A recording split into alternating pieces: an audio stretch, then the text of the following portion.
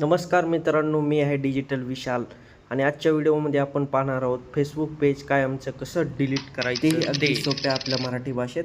जर तुमचं page non active आहे किंवा तुम्हाला काही कारणास्तव नकोसं झालं आहे तर ते डिलीट करण्यासाठी हा व्हिडिओ तुमच्यासाठी महत्त्वाचा आहे. फर्स्ट स्टेप आपण जाणून घेऊया. तुमचं जे पेज आहे ते ओपन करायचं आहे. नंतर वरच्या राईट साईडला मेनू हा ऑप्शनवर क्लिक करायचं आहे. त्यानंतर खाली जायचं आहे. सेटिंग अँड प्रायव्हसी यावर क्लिक करायचं आहे. क्लिक केल्यानंतर सेटिंगमध्ये जायचं आहे. त्यानंतर खालती एक असा ऑप्शन येईल, ॲक्सेस आणि कंट्रोल यावर क्लिक करायचं आहे. त्यानंतर इथे ओपन होईल मॅनेज पेज स्टेटस. त्यामध्ये 3 ऑप्शन असतात. फर्स्ट आहे डिॲक्टिवेट पेज. डिॲक्टिवेट पेज म्हणजे की तुम्हाला टेम्पररी काही कारणास्तव ते डिॲक्टिवेट करायचे पेज, ते करू शकता तुम्ही. नंतर अपब्लिश करायचं म्हणजे की तुम्हाला हे पेज कुणाला दाखवायचं नाही फेसबुकला, तर काही दिवसासाठी तुम्ही टेम्पररी हे अनपब्लिश करू शकता. नंतर एक लास्टला असं ऑप्शन आहे तिसरा की डिलीट पेज. डिलीट पेज म्हणजे हे पेज तुम्ही कायमचं डिलीट करताय. समजा तुमचं पेज चुकून डिलीट झालं तर ते पेज तुम्हाला 14 दिवसात रिकवर करता येतं.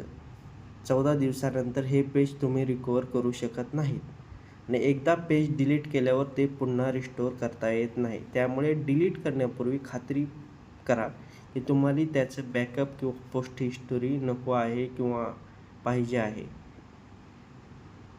आता नंतर मी कंटिन्यू करतो. कंटिन्यू झाल्यानंतर तुम्हाला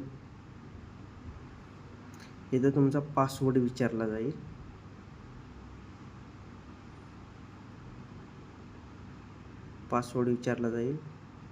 कंटिन्यू करा. इथं विचारलं जाईल तुम्हाला हे खरंच तुम्हाला डिलीट करायचं आहे का पेज. तुम्ही करू शकता इथून डिलीट. थोडा वेळ घेते हे डिलीट होण्यासाठी.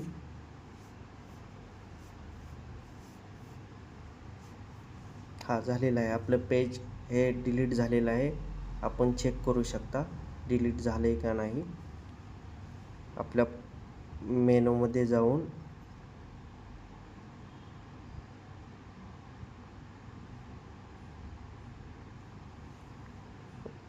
व्हिडिओ उपयोगी वाटला असेल तर लाईक करा, कमेंट करून सांगा अजून कोणत्या टॉपिकवर व्हिडिओ पाहायचा आहे. आणि हो, सबस्क्राईब करायला विसरू नका डिजिटल विशालला, कारण इथे तुम्हाला मिळणार आहे डिजिटल ज्ञान आणि अगदी सोप्या भाषेत. चला तर मग भेटूया पुढच्या नेक्स्ट व्हिडिओमध्ये. तोपर्यंत डिजिटल व्हा, अपडेट राहा. जय महाराष्ट्र मित्रांनो. डिजिटल विशालला सबस्क्राईब करा, डिजिटल विशालला लाईक करा, डिजिटल विशालला कमेंट करायला विसरू नका. जय महाराष्ट्र.